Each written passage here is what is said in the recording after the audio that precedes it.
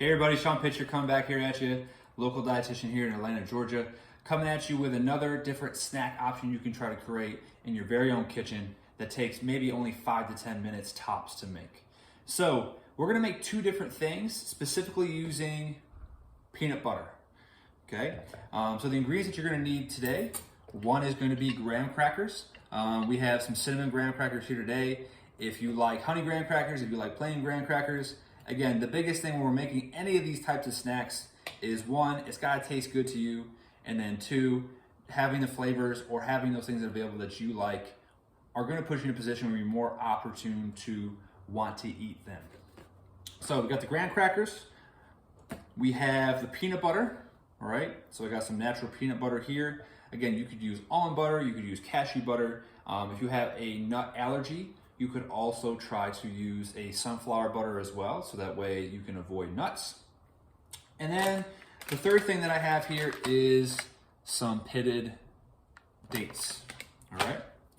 So the pitted dates are a little bit sweet. You kind of have the crunch and the cinnamon and sugariness with the graham cracker here, and you kind of have that smoothness with the peanut butter. So I'm gonna use the peanut butter in basically two different ways. So first thing I'm gonna do is we're gonna make a stuffed graham cracker, all right? Super simple. You take your peanut butter, all right? Get a big gob on there, spread it across your graham cracker. Again, you don't have to use a half a graham cracker. You could do this on a whole entire graham cracker. It's really up to you. You can make a PB&J graham cracker. You could stick little chocolate chips or dark chocolate chips in there, or sprinkle a little bit of chia and flaxseed. Again, you could get really adventurous with this, even stick some dried fruit on top. It's really up to you. You can be super creative. But I'm just using plain old peanut butter. I broke a graham cracker in half, and you can see, boom, I'm gonna push that together, and now I have my very own graham cracker sandwich. You've probably seen these in the store before. I don't remember what brand specifically makes them. There is a couple options out there where it's like covered with chocolate and this graham cracker and peanut butter in the middle. But if you wanna make your own, which is probably gonna be a lot cheaper and you're gonna be able to make a lot more of them or get a lot more of them, just buy your own graham crackers and buy your own peanut butter. You'll get a lot more graham cracker sandwiches out of it. So that's one. Second thing we have here is some dates. So all you have to do is just cut the dates in half lengthwise. And another little trick, another little recipe you could do off of this that I've done before that's a big hit at parties is doing bacon wrapped dates with a little bit of brown sugar on them. So what you do is you take the date whole, you cut a little strip of bacon, probably cut it in half, you roll it over the date, you stick a pick through it so that the bacon stays on the date. You stick it on a pan, some parchment paper, about 350 to 375, 15, 20 minutes, or until that bacon gets really nice and crispy for you. And that's something you could stick on a charcuterie board. You have that sweet, you have the salty. Sometimes, if you've done candy bacon before in the oven, I'll sprinkle a little bit of brown sugar on top of those. And then again, if you do some deli meats, you do some nuts, some dried fruit, some type of crackers, and you throw that in the mix, it's definitely gonna be a big hit at your next party or a holiday or anything like that. So just cut one more of these up here. All right, so I have my dates cut up. Now, I might be dating myself a little bit, but this is something that kind of reminds me my grandparents used to make. They used to call it like bugs on a log or ants on a log, where you'd use celery, you'd put cream cheese on top, and then you would put like raisins or your favorite dried fruit. Not exactly the same, but something that, kind of reminds me of my grandmother when she used to make these when we were little during some of our picnics. So again, I'm just putting in that peanut butter right in the middle of there. Okay, I'll just do one more to show you. Again, you don't need a ton of it unless you like it and you want to load it up. Again, that's kind of up to you.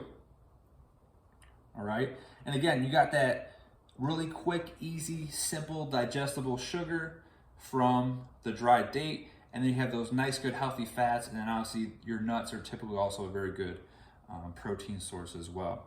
Again, these are 2 quick and easy snacks that you could use in between your meals, between breakfast and lunch and dinner, that are gonna give you what I call a combo snack. So when you think about an athlete, right? Sometimes an athlete, in our case where I currently work now, you've got training in the morning with individual skill work, you have lifts in the morning time, and then the evening time, they're gonna have practice, or they might have shoot around, lift in the morning, and then they might have competition or a game later in the afternoon. So what this helps with, right, is one, the athlete's gotta get enough calories, It can be very challenging to get enough food just from 3 meals alone. Making sure getting snacks in between your meals to basically supplement or add on to what you're taking in during your meal times. The snacks are going to play a super important role. They're going to provide you energy. They're going to help you recover, right? If I train 2 hours in the morning and I have a practice at night, or I trained an hour and a half, 2 hours in the morning through shoot around or some type of lift, and I have a game in the evening, we just use fuel and energy from our brain and our muscles for that specific activity. So just as much effort as we put into the training, we have to put just as much effort into the recovery. So if you're training 2 to 4 hours a day, what are you doing the other 20 to 22 hours of the day to make sure you're maximizing your recovery? Because that's what's going to help you feel your very best mentally and physically going into the next bout of activity, whatever that may specifically be. So as soon as I'm done with that, let's say I come in, I eat breakfast in the morning, I got 2 hours of training, I got to hit the recovery really hard. The hydration, the eating, the snacking, because boom, now I have practice in the evening.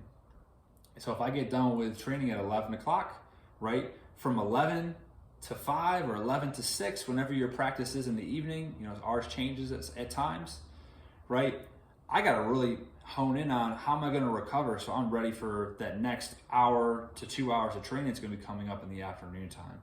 And that's where building off of breakfast to a snack, to lunch, to a pre-game snack or a pre-activity snack is going to make a really huge difference, so that you can perform well, you have the energy in your fuel tank that you need, and you have the strength, the power, the speed, and in our case, right, making sure we're accurate, making sure we're able to put our shots up in the bucket where we want them to go. So if you have any questions or anything like that, go ahead and put them down in the comments. If you want any of my contact information, my link tree will be below. That has my podcast, that has my LinkedIn, that has my YouTube channel on it, and a variety of other different things too, like my website that you can click on. And again, my email's in there. If you have any questions, concerns, you want to hit me up. Or again, if you want to get your shirt on the videos, send me an email, send one my way, and we'll put that shirt on there. Today I got a Cliff shirt on. You can see some of my other videos. I had Clean. Clean's an NSF certified supplement company. When we're working with athletes, right, having NSF certified products is going to be super important. I won't go really deep into that because you'll probably hear about that in one of my nutrition education videos, which you can also check out on YouTube as well. Hope this was a really quick and easy snack that you're going to definitely try. Again, I'm trying to give you as many options, as much variety as possible, so that way you don't just have one snack all the time and get bored with it. You got lots of different options and lots of different combinations or things you can try to make things really fun and enjoyable for you to make sure you get the right nutrients and nutrition you need.